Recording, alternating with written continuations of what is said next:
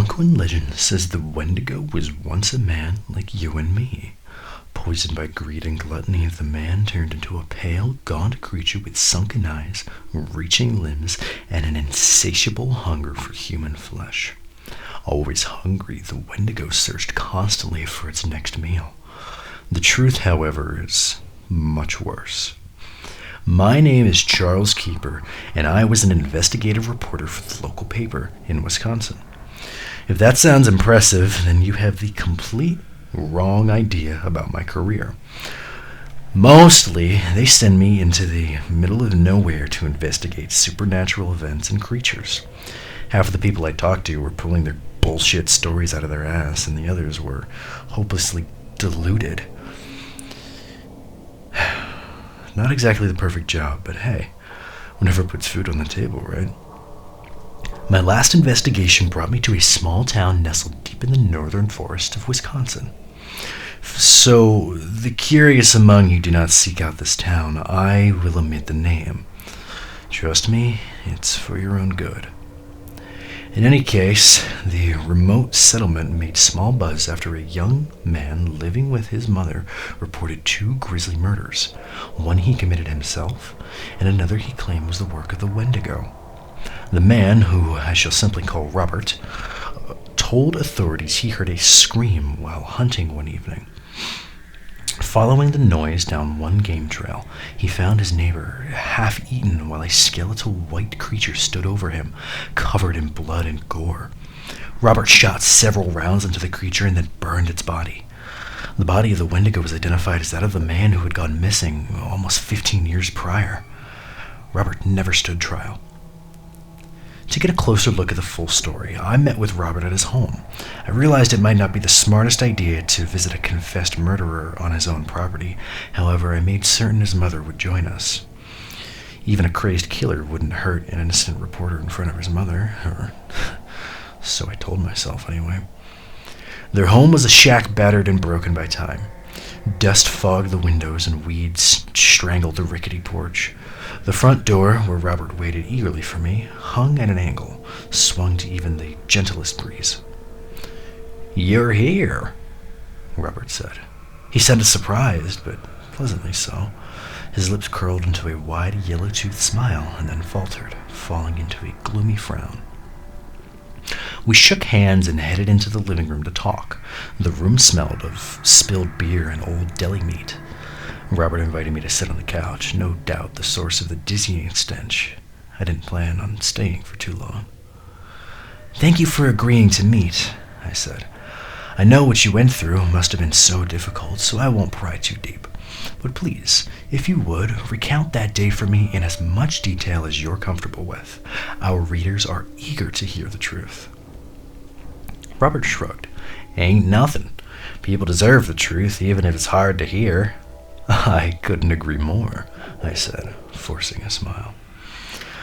"Truth be told, I'm just happy someone wants to hear my story," he said. "The newspapers, you read them? They're making me out as I'm some lunatic killer." "Well, I work for a newspaper," I said. "But we're dedicated to all sides of the story. That includes your side. So, whenever you're ready." I pulled out a notebook and pen. Scratching his head, Robert glanced up and to the side, his brows scrunched together as if he struggled to recall his story. Real or fake, I didn't know or care. After some time, Robert shrugged again. "Nothing special about that day," he said. "I went out hunting. There were some game trails back through them woods there.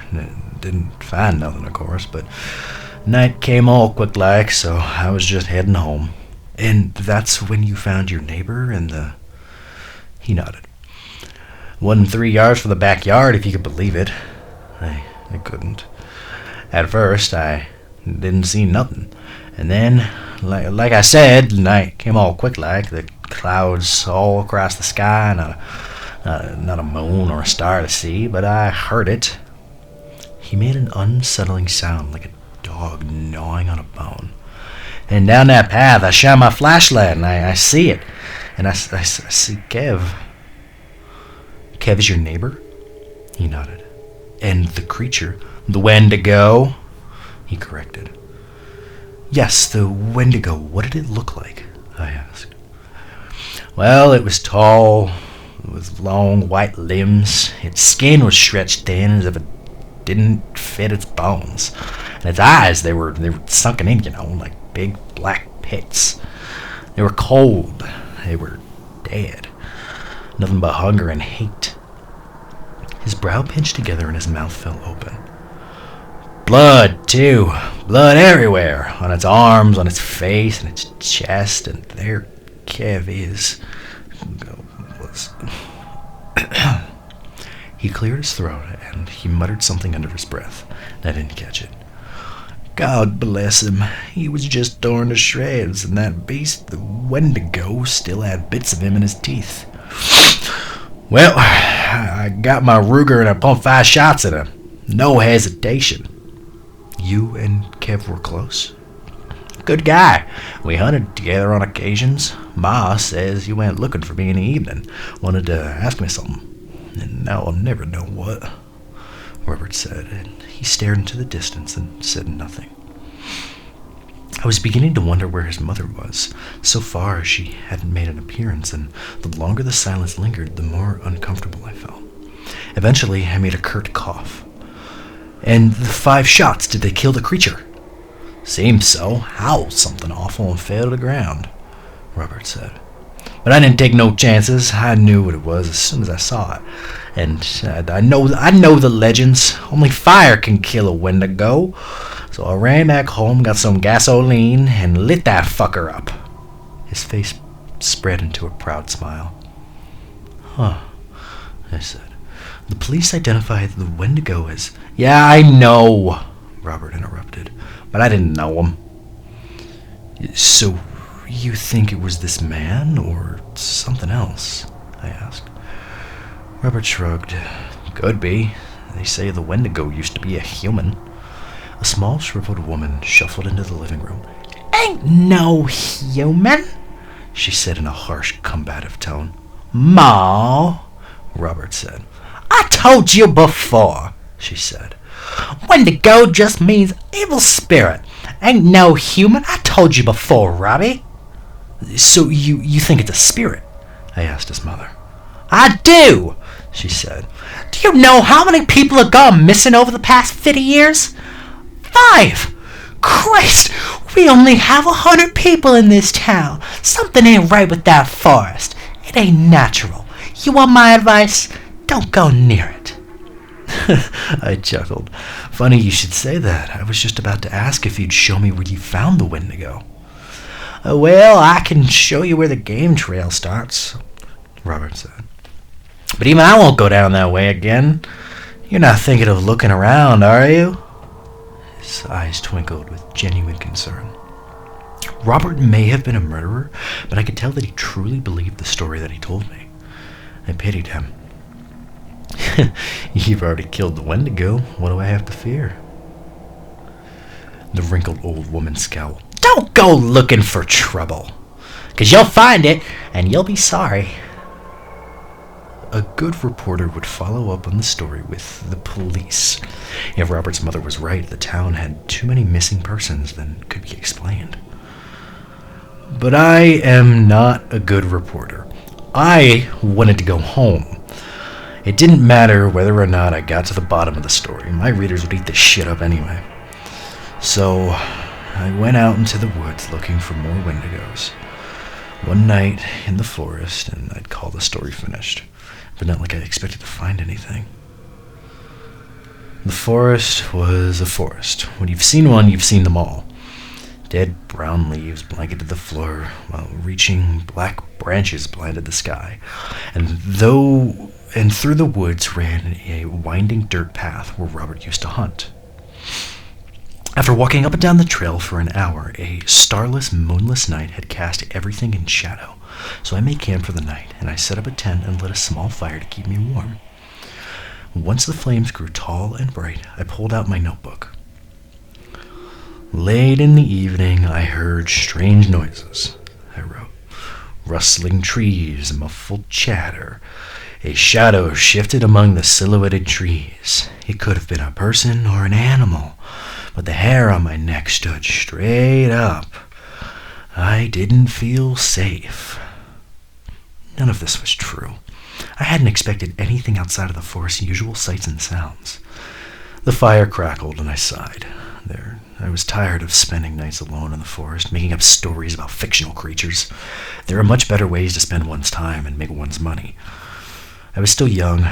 Maybe I could switch to newspapers and write something real for a change. I heard another crack, and then another. This time, they hadn't come from the fire. I squinted into the dark forest, and it had to be some sort of animal. All sorts of things came out at night to forage: possums, raccoons, skunks.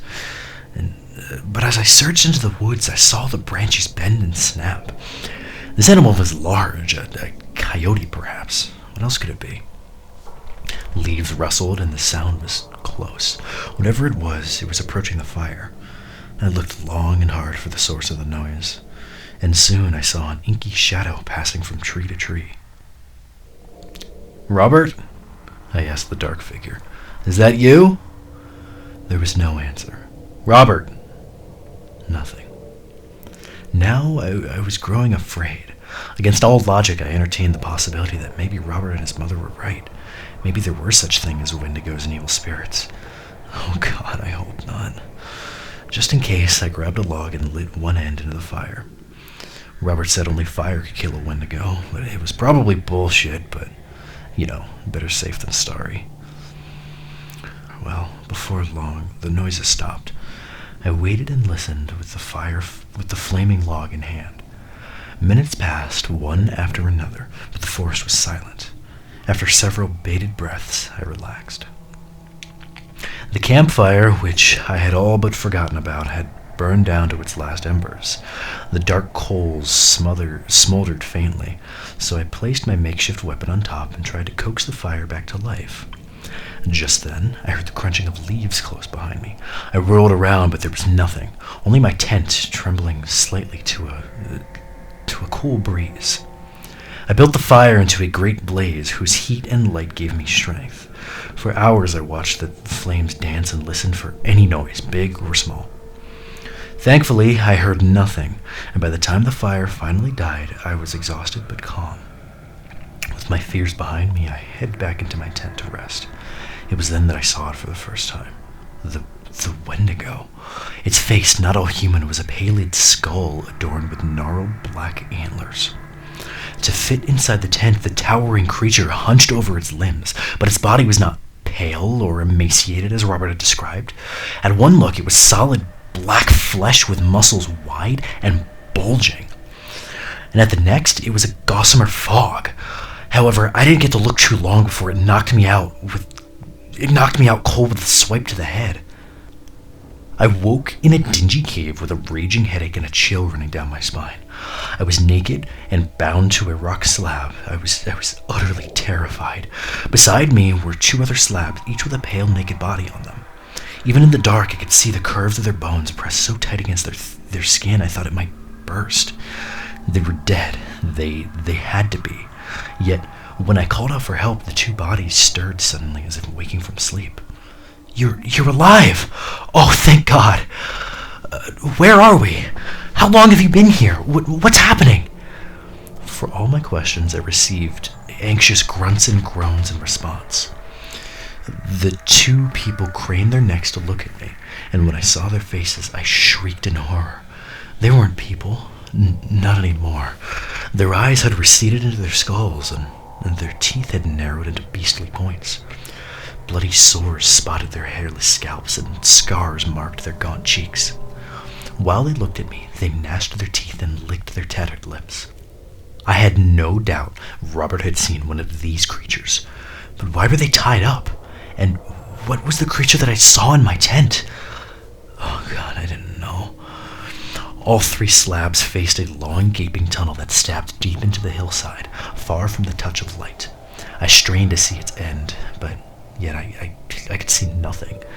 And as I looked deeper into the tunnel, I saw a white skull and black antlers emerge silently. Hey! I said.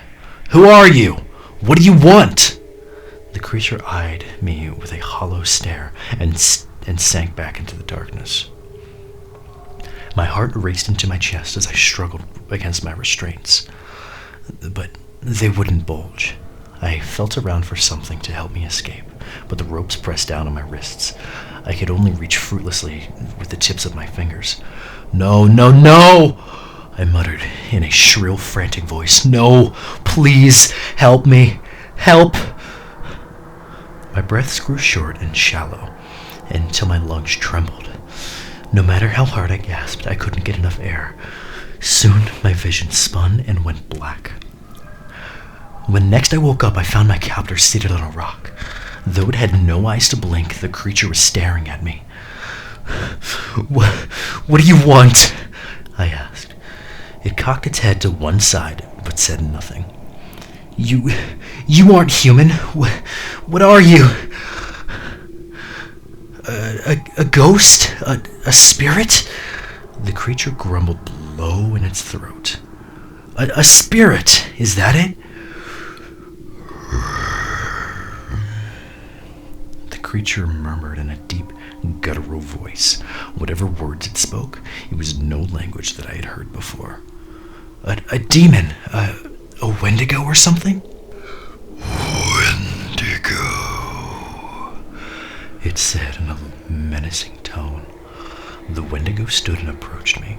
It lowered its hand towards my bare chest and growled. Then, pulling its hand back, the Wendigo turned and walked towards its next captive. The pale beast on the table was already squirming with anticipation. "What do you want?" I asked again.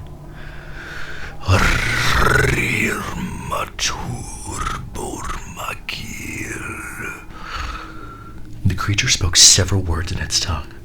I don't understand." "Food must starve," it said as it scanned the captive's willowy body. I had no idea what that meant, and I didn't like the sound of it. I hurled another barrage of questions at the Wendigo, but this time it ignored me. From out of thin air, the Wendigo produced a short steel knife, and without hesitation, he pressed the keen blade into the captive's sickly white skin.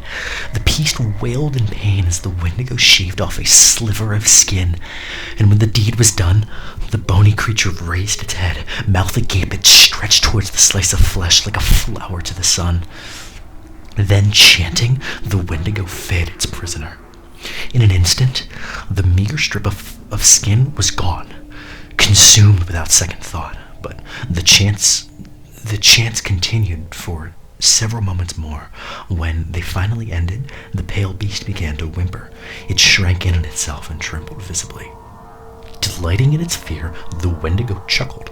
Then, after a long, disturbingly silent moment, the Wendigo thrust his hands into the beast's stomach.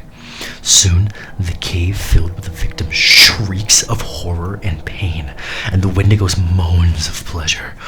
I closed my eyes. I was too scared to watch. Several minutes passed before the screams finally died down, and I cracked open my eyes. Somehow the creature's pale stomach was untouched. Even so, it continued to writhe on the slab, traumatized in its agony. For the Wendigo, it had moved on to its next victim. Cruel laughter rumbled in the low cave, accented by the shrill whimpers of the imprisoned. The ritual was about to begin again.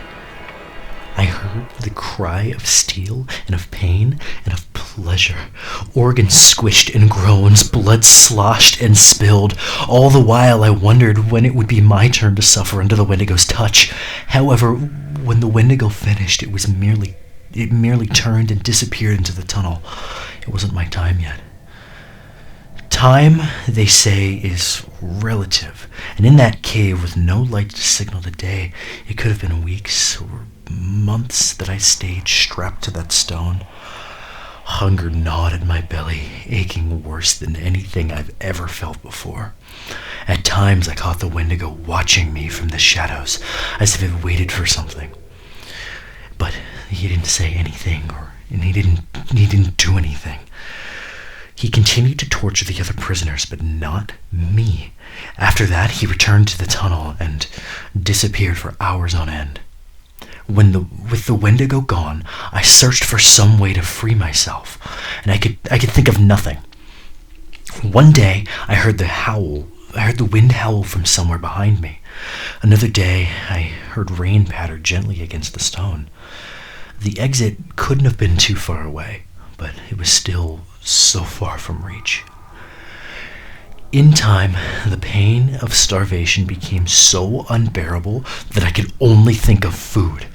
I even chewed off the dried flakes of my lips in a desperate attempt to fill my belly. But it didn't even touch my hunger. God, I would have eaten anything if you put it in front of me. Of course, this was exactly what the Wendigo was waiting for. Food must starve, it said. It didn't take too long to figure out what that meant. I had watched the Wendigo enough to know that it wasn't torturing the other prisoners. It was feeding off of their pain, their starvation, their hunger.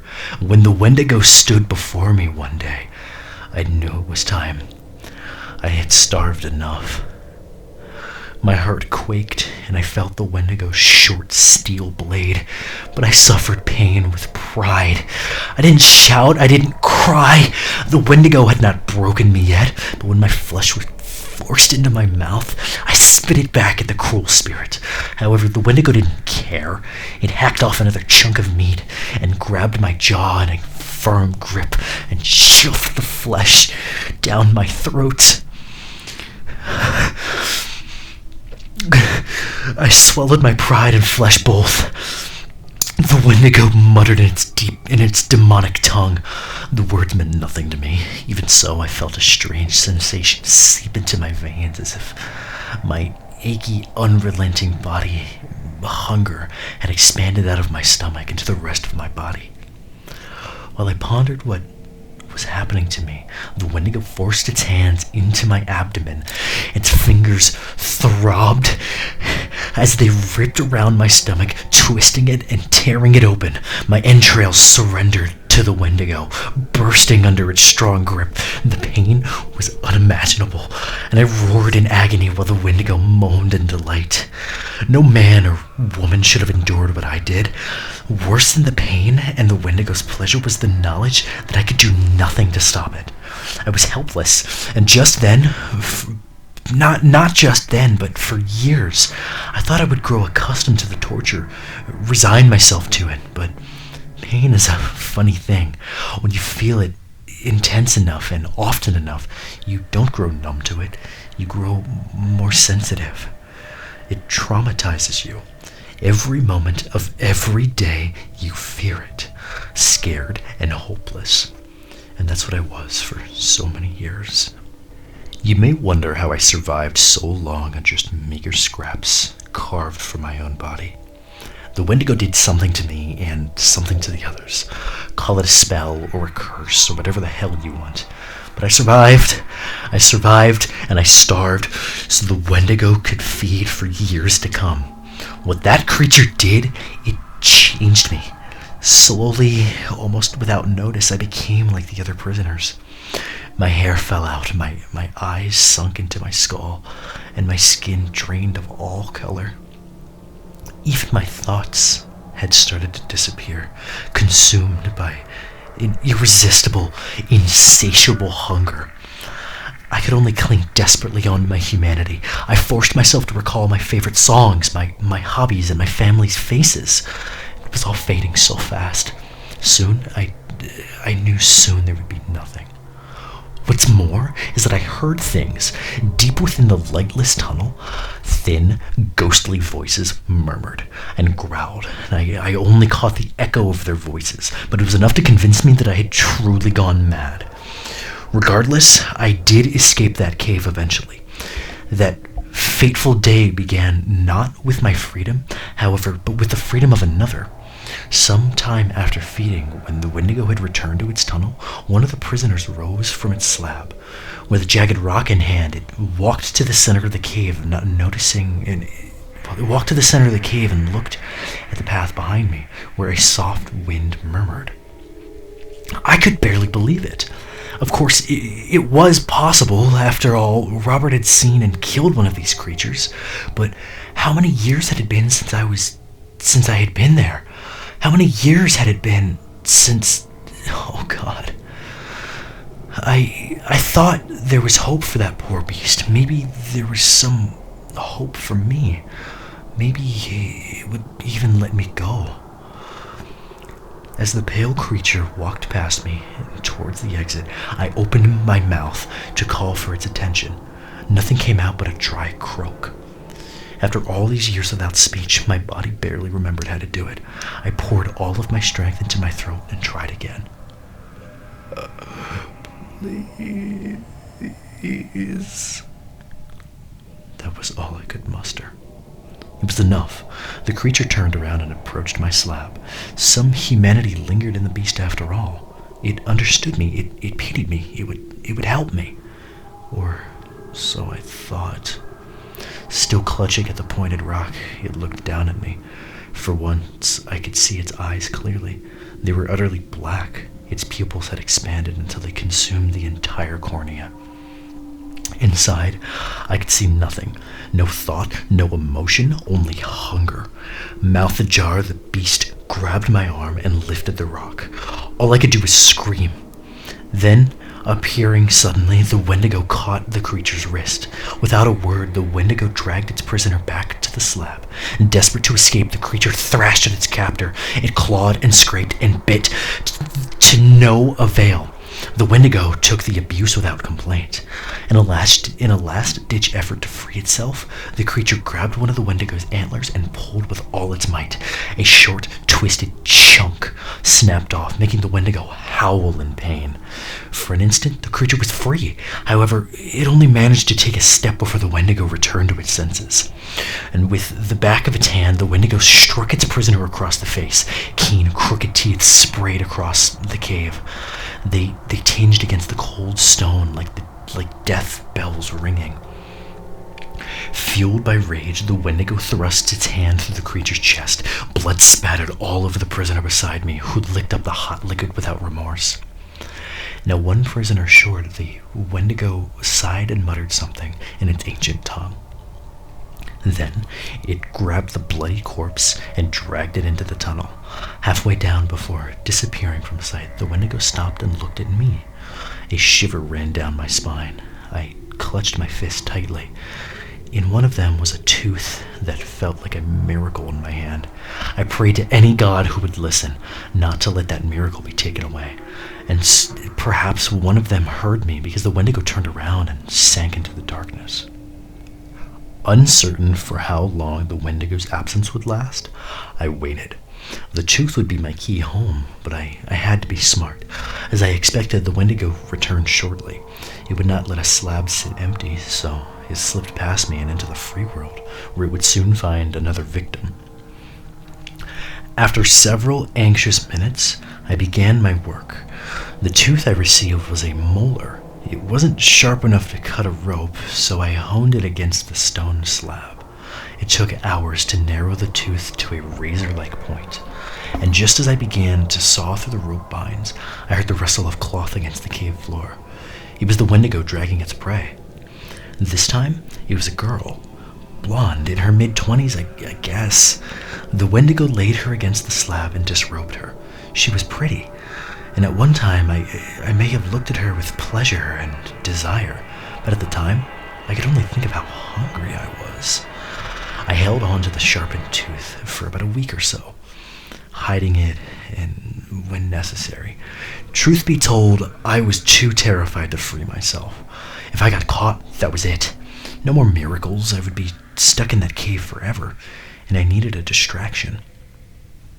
One day, as the Wendigo carved a sliver of flesh from my thigh, a thin beam of light penetrated our chamber. The light was weak, as if it had come from somewhere far off, but it might as well have been from the noontime sun. I hadn't seen the light in decades. Although the light flickered and slipped away, the sound of footsteps echoed throughout the cave. As soon as it heard the sound, the Wendigo dropped its knife and vanished into the tunnel. What it feared, I couldn't say. Your guess was as good as mine, but it had the opportunity and I took it. I frantically dug the tooth into my rope binds. Not long after the footsteps, I heard the voices of 3 men calling out for somebody.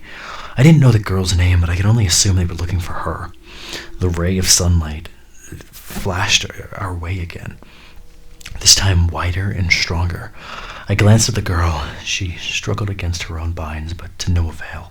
Her lips moved, but no words came out. Starvation had drained all of her energy. She was helpless, just as I had been so many times before. But not this time. This time I would be free. I hacked through my restraints, and even as the men's voices faded along with the thin, shifting light, knees wobbling, I pushed myself to my feet. I gave one last look into the depthless, black tunnel and left as quickly as my legs would allow. The whole time I wondered if the Wendigo would drag me back to the slab or kill me as it did the other prisoner. However, luck shone on me that day.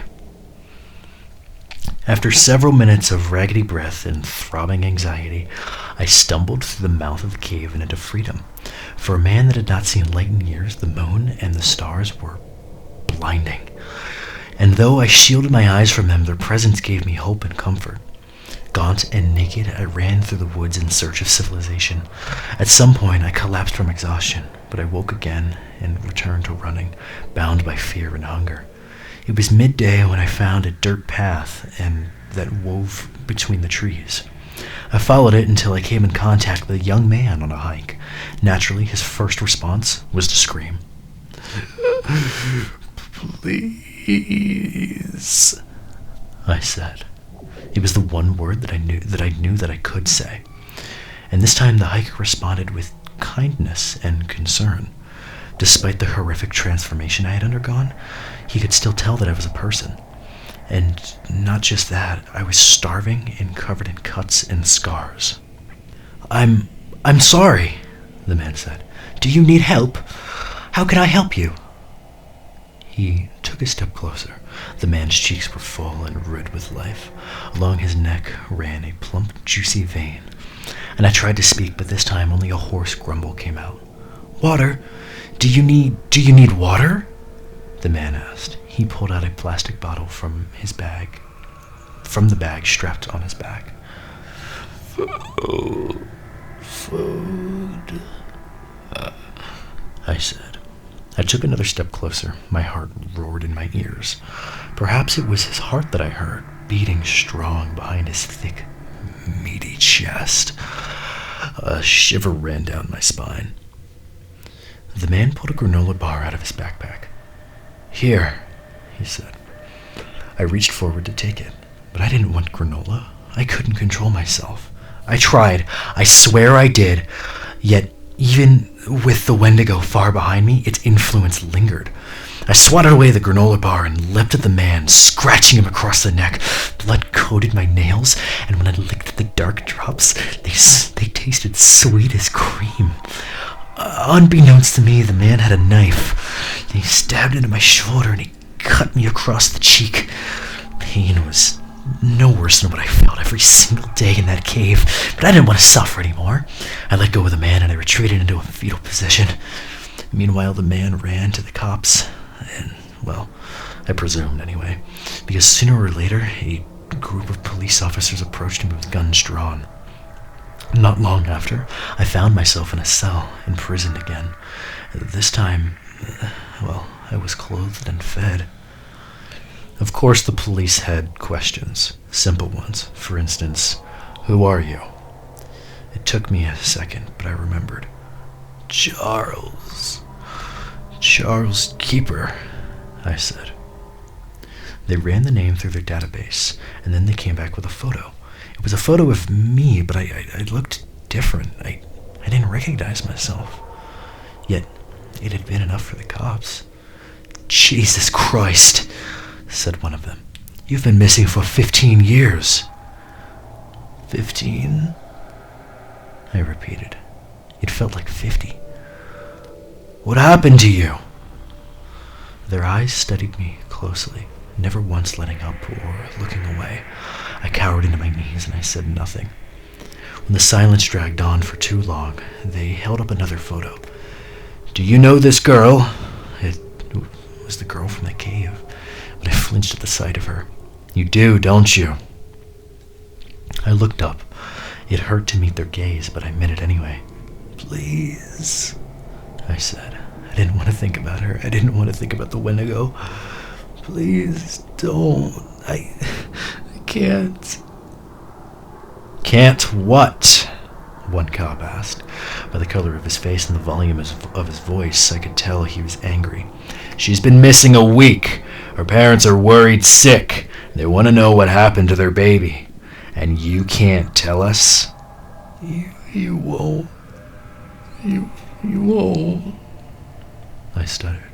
"We won't believe you," another cop finished. I nodded. "Go on. Try us.